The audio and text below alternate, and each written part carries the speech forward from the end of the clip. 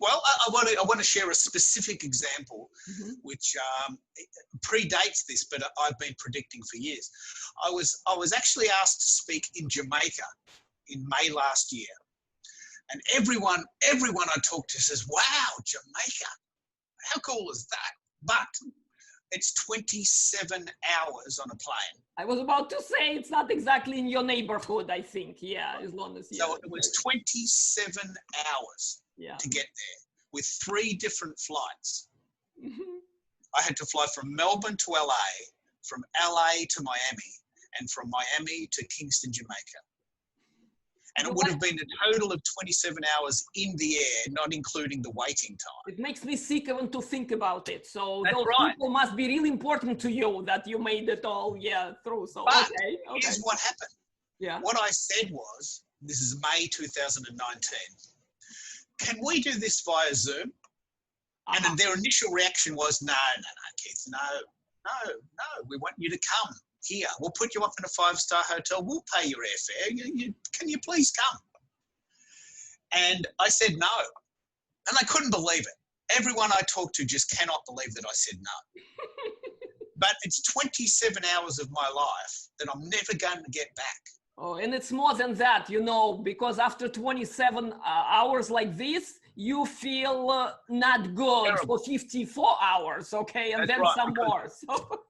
The recent analogy of that is that we went to Canada, actually not so recently, 1996, but we worked it out that from the moment we left our house to the moment we got to our hotel was 36 hours. No, I don't know how people do that, but yes, my respect to you. Good thing it was 1996, right? So, yeah. So unbelievable. So in the new normal, and what I said to them was, as an example of what I want to do in the future, we did a Zoom call. Actually, we used Adobe Connect. It was really cool. And it was 12:30 at night, my time, and it was 8:30 in the morning in Jamaica, like I spoke first in the morning. And the room was full. There was a full room of people. And they put me on the big screen and they recorded it. And so the people in the room got to hear me speak, or someone like me, a guy from Australia, a long way away. We had people in a chat room, true story. So we had people from all over the world, 50 people in total in the chat room. So we had 50 people in a room, in a physical location, in a hotel in Jamaica. We had 50 people all around the world asking questions from Azerbaijan and Nigeria. Wow. And some people calling in from Washington and Auckland, New Zealand, and they chat. And I was talking at the camera and I was talking at the people in the room, but I was also watching the chat.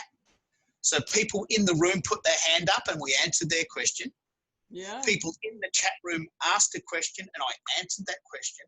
And the truth story, the facts of that matter are that 100 people got to hear me speak, or a person like me. And I didn't even have to leave my house. And I want that to be a version of reality that's possible for people if they want to do it. I'm not saying that that's what everyone should do, but that's what I want to do, because I don't want to spend 27 hours of my life traveling to a conference to speak and then traveling back.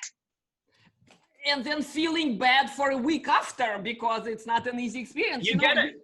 You just, hey, you made your audience twice the size in the story because only 50 people would hear you in Jamaica, right? And you got 100 people from all over, right, participating, being active in the moment with you there, right, when you presented on Zoom. So yeah, and look, I've had other very, very real examples in Melbourne, Australia. Well, I live in Melbourne, Australia, and I'm an hour from the city. I live near the beach, right down a really lovely area of Melbourne, which is near the beach. Yeah. But it takes me 1 hour to get into the city. And I spoke really well one particular night. And I went into the city and we hired a room. And they didn't do very good marketing, and there was 12 people in the room, 12. And no one recorded it. And that, in a way, to me is a waste. I went all that way. I spent an hour of my time getting there.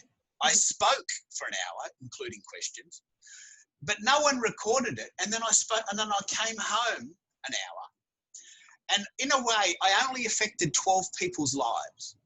The 12 people in the room did get to see me speak and a series of other people on the panel. Which is wonderful.